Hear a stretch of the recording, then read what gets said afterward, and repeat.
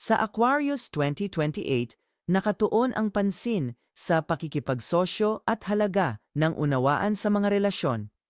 Sa simula ng taon, mabuting linawin ang mga inaasahan at tukuyin ang mga ugnayang sumusuporta sa iyong paglago.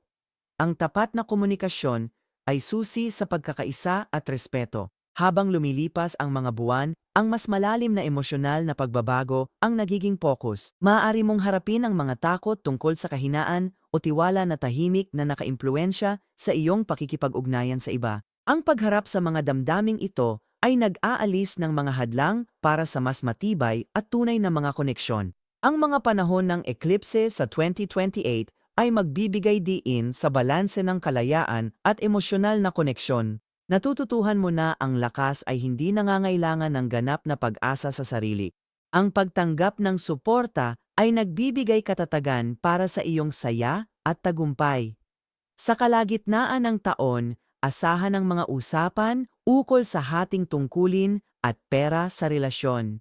Ang pagtutulungan ay nagbabawas ng duda at nagpapatibay ng pundasyon ng mga layunin. Ang mga ambisyon sa karera ay nakikinabang din sa pinahusay na pakikipagtulungan. Ang pakikipagtulungan ay nagpapabilis sa paglago ng ideya at nagbubukas ng mga bagong oportunidad.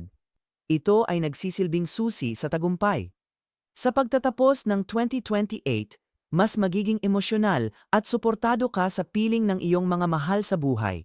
Sabi niya, ang koneksyon ay nagpapalawak ng kalayaan sa halip na paglimita rito. Sa paglago ng tiwala at kooperasyon, ang iyong personal at profesional na mithiin ay mas tatatag at sasaya.